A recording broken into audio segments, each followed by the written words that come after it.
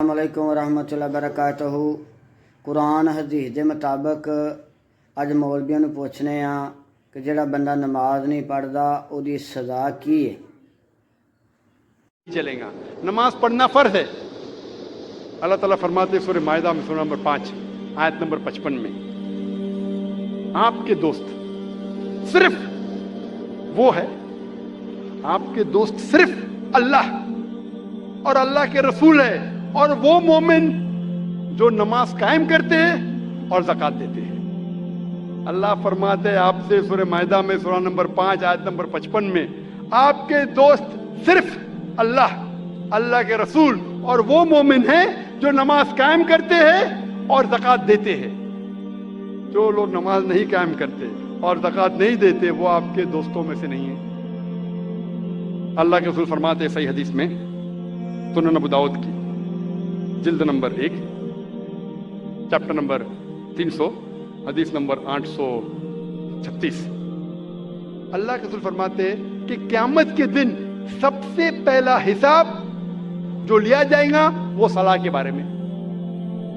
سب سے پہلا حساب کتاب جو ہوگا قیامت کے دن پہ وہ ہے صلاح کے بارے میں۔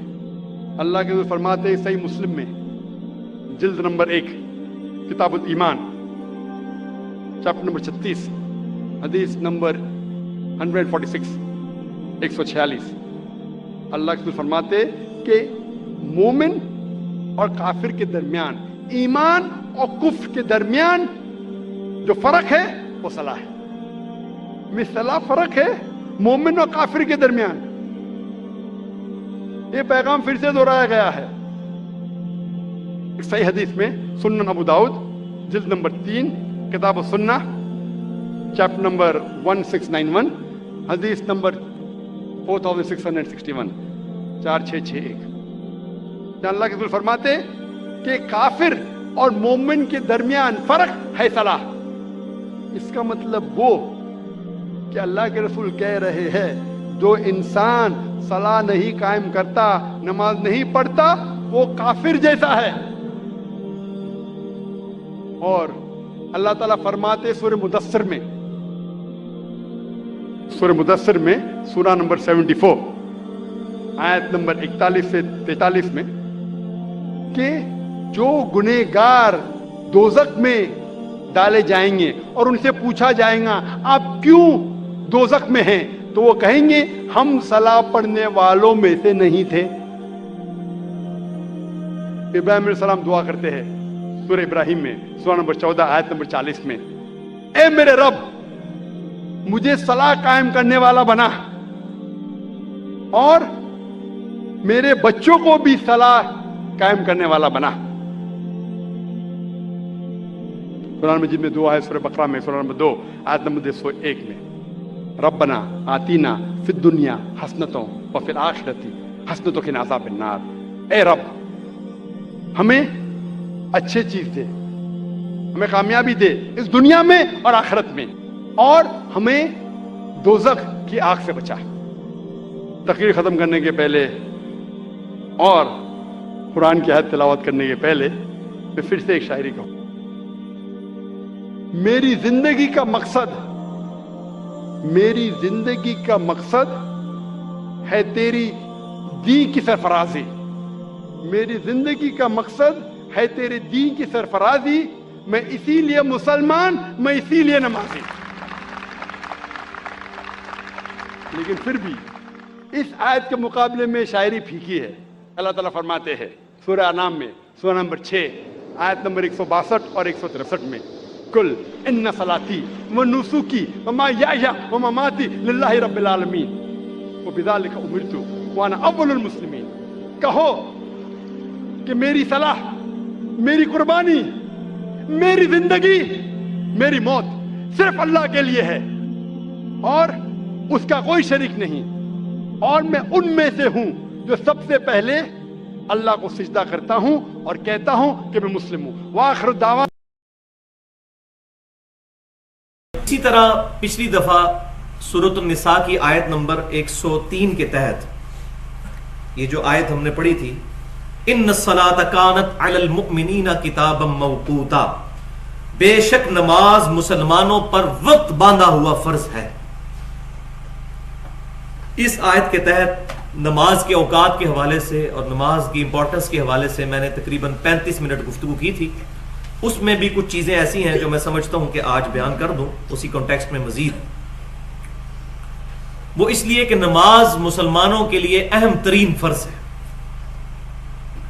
اللہ تبارک و تعالیٰ نے سورہ مریم کے اندر باری باری کئی انبیاء کرام علیہ السلام کا ذکر کیا ہے. سیدنا ابراہیم علیہ السلام، سیدنا اسماعیل علیہ السلام، سیدنا ادریس علیہ السلام، سیدنا زکریا علیہ السلام، مختلف پروفٹس کا ذکر کر کے پھر اس کو کنکلوڈ کیا ہے آیت نمبر 58 کے اندر. تمام انبیاء کا ذکر اکٹھا کر کے فرمایا کہ ان کے اندر یہ خوبی تھی کہ یہ اللہ تعالیٰ کی طرف رجوع لانے والے تھے، اور جب ان کو اللہ کی آیات سنائی جاتی تھی تو یہ سجدے میں گر جایا کرتے تھے. اس کے بعد فوراً بعد اللہ تبارک و تعالیٰ نے ارشاد فرمایا سورہ مریم آیت نمبر 59، بسم اللہ الرحمن الرحیم، فخلف من بعدهم خلف اضاعوا الصلاة، پھر ان انبیاء کے بعد ان کے جانشین وہ بنے جو ناخلف لوگ تھے. اور ان کی کیا تھی خصوصیت؟ نٹوریس خصوصیت ان کی کیا تھی؟ اضاعوا الصلاة، انہوں نے نمازوں کو ضائع کیا. واتبعوا الشہوات، اور شہوات کی پیروی کی. فسوف یلقون غیا، تو ان قریب ہم انہیں غی کے اندر داخل کریں گے، دوزخ کے عذاب کے اندر داخل کریں گے، والعیاذ باللہ تعالی. تو انبیاء کرام علیہ السلام کے ماننے والے بھی، ان کے پیروکار بھی جو ان کے بعد جانشین ہوئے، اگر وہ بھی نمازوں کو ضائع کریں گے تو ان کے لیے بھی دوزخ ہے. بالکل کلیئر کٹ یہ آیت آ گئی. پھر سورہ المدثر کے اندر آیت نمبر 40 سے لے کر 44 تک جنتی جو ہیں وہ دوزخیوں سے پوچھیں گے.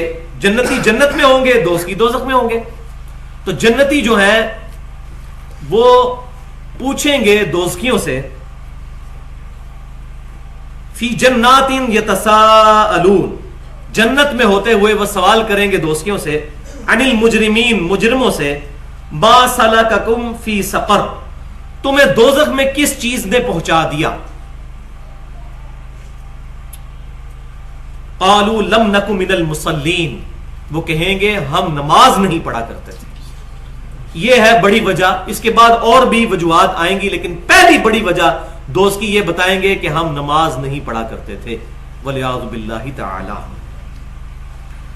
صحیح بخاری اور مسلم کی متفق علیہ حدیث ہے کہ اسلام کی بنیاد 5 چیزوں پر ہے. اس میں کلمے کے بعد اللہ کی توحید اور نبی صلی اللہ علیہ وسلم کی رسالت کی گواہی دینے کے بعد پہلی چیز آپ صلی اللہ علیہ وسلم نے بیان فرمائی، نماز قائم کرنا.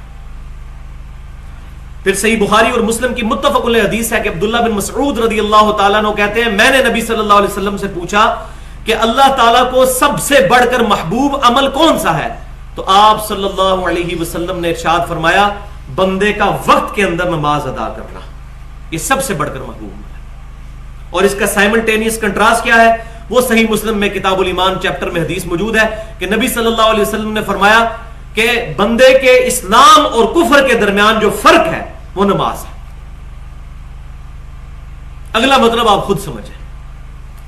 اور جامع ترمذی اور سنن نسائی اور سنن ابن ماجہ میں صحیح حدیث ہے کہ جس نے نماز ترک کر دی گویا کہ اس نے کفر کیا، یعنی اس کا عمل کافروں والا ہے. عقیدے میں تو مسلمان ہی رہے گا جب تک کہ نماز کی فرضیت کا انکار نہ کرے، لیکن یہ اس کا عمل کافروں والا ہے. کسی مسلمان کو زیب نہیں دیتا کہ وہ نماز کو چھوڑے.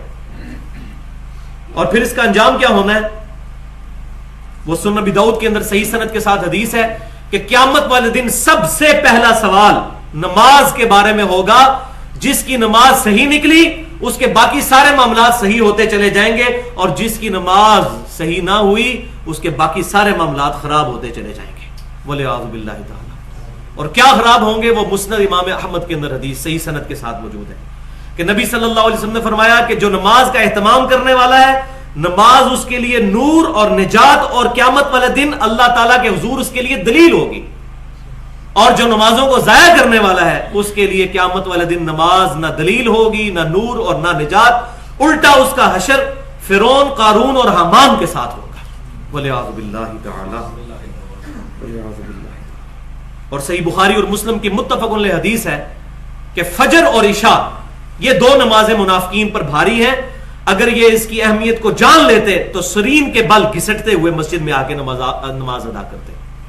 اور یہاں یہ بھی یاد رکھیں، بخاری اور مسلم کی متفق علیہ حدیث ہے کہ جو مرد گھروں میں نماز پڑھ لیتے ہیں اور مسجد میں نہیں آتے، آپ صلی اللہ علیہ وسلم نے فرمایا کہ میرا دل کرتا ہے کہ میں اپنی جگہ کسی اور کو امام مقرر کروں اور ان لوگوں کے گھروں کو آگ لگا دوں جو مسجد میں آ کے جماعت کے ساتھ نماز ادا نہیں کرتے، اگر مجھے عورتوں اور بچوں کا خیال نہ ہو۔